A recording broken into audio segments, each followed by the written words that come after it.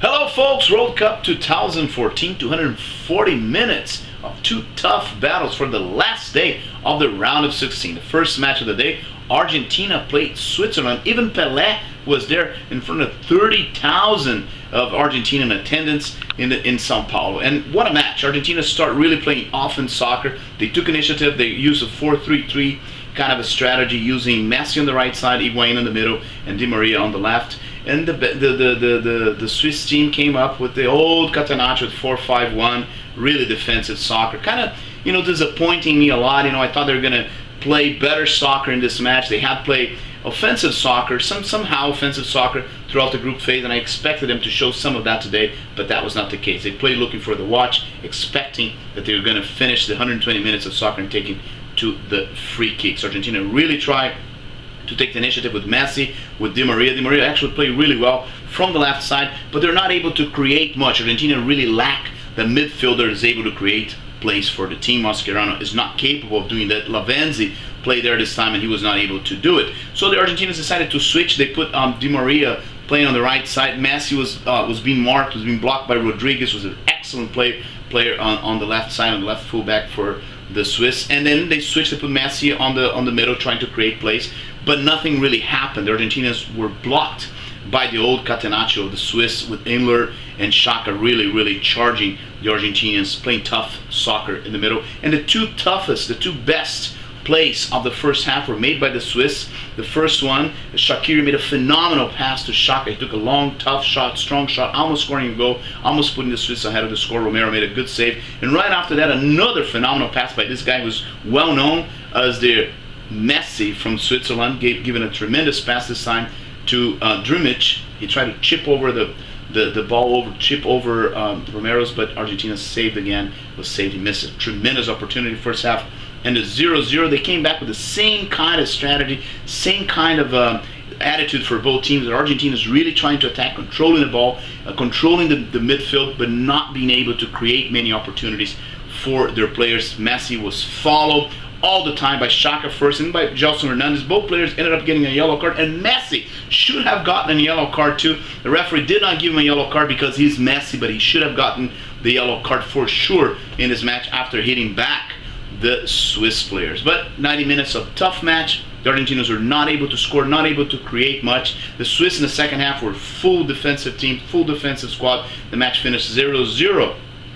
So we started off the overtime, and the Swiss start playing soccer for the first 15 minutes. Shaqiri trying to make some plays. The Argentinians seems exhausted. I thought they were tired. I thought they were done. Messi didn't do anything. Di Maria didn't do anything. I thought this is it. Argentina was about to lose the match. Finish up the first 15 minutes still with a scoreless match. Came back for the second and final overtime half of the match, and then the Argentinians start playing back again. Surprisingly enough, they kind of rested in the first 15 minutes. They came back strong on the second with Messi and Di Maria are always trying to score goals. The Swiss, they haven't learned. Then in this cup, this has been the trend so far. Teams that try to defend ended up losing, and it was not different again today. Minute 13, finally Messi was able to break through the tough blocking, the tough marking that he had to deal with for the whole match. Dribbled the two players, gave the ball to Di Maria in a phenomenal pass. Di Maria took the shot and scored a goal for the Argentinians. And when you think that the match is over, the Argentinians are going to win in the overtime, a phenomenal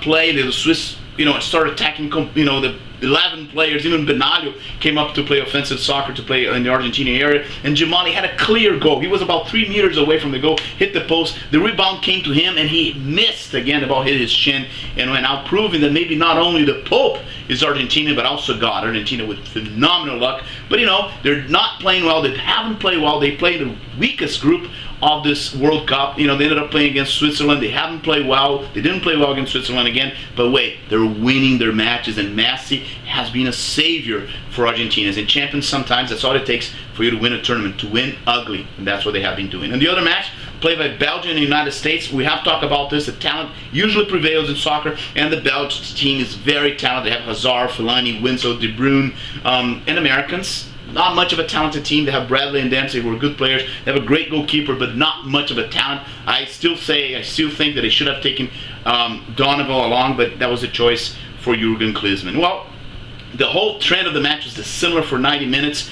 The Belgians really massacred Americans. They had the first clear chance to score a goal. Minute 3, Rodrigo right in front of the goal. He missed an easy shot. Howard saved. And that happened about 4 or 5 times in the first half. Hazard playing phenomenal soccer, always breaking through the American defense. Same thing for Fellaini, causing tremendous turmoil for the American defense. The Americans probably put like 8 or 9 players trying to block the Belgians, but that was not enough. They finished the first half 0-0, came back with the same attitude on the second half. Johnson, stepped out of the field, and then they started playing even further defense. The Americans could not attack. A little bit playing here or there by Dempsey and Bradley, but not much. They were all defense, and Howard made about 20 saves. There were 30 shots in the whole match taken against the American goalkeeper, who was absolutely remarkable in this match. In the end, Hazard making plays with De Bruyne. They're starting to score goals. The Regio missed so many goals, and the match in 90 minutes ended up a 0-0. Probably the best match the Belgians play in this tournament, but they're not able to score. And this seems to be the problem of this Belgian team. They are not capable, they're not very competent in scoring goals. They play well, but they cannot make it through the goal. Well, we started off with the 30 minutes for overtime, and you try, and ended up winning the match. You don't win matches by playing defense, and this was proven once again. De Bruyne scored the first goal, the number 7, the blonde guy, for the Belgians, putting the Belgians ahead. Actually, they made a very important change. They put Lukaku on the field, taking out Origi, who did not play well. Like I mentioned before, he missed so many goals. And 12 minutes later, it was Lukaku who had scored the second, who actually played really well. They have been disputing for this spot for the center forward position, and Lukaku, number 9, for the Belgians, put the Belgians ahead 2-0. And then I was absolutely sure that this was it. Americans are returning home. They're going back home, but they came back in the second half with Green. And I don't understand why Jurgen Klinsmann has not used this player, did not use this player throughout the whole tournament. Green changed completely the match, scoring a goal the first minute of the second part of the overtime. And after that, Americans were all heart, guts, and glory, really pushing the match to the penalties, really trying to score goals. Almost score a goal, making the Belgian defense kind of desperate to just trying to handle. They took off Hazard, trying to block in the middle, and unfortunately, the match ended 2-1. Unfortunately for the Americans, the match ended up 2-1 for the Belgians that have qualified for the quarterfinals. They are a better team, they have better players, they are more talented, but Americans really showed toughness in the very end of the match. And one other thing that has been proven is that you cannot try to play defense for 90 or even worse, 120 minutes. I think it's a lesson that Americans should have learned for the next World Cup. They have to find players that are more talented, and they have to play more forward. But this is the end of the round of 16. We're now moving to the quarterfinals of the World Cup. It's almost over, and I will talk about my predictions for that tomorrow. I'll see you next time.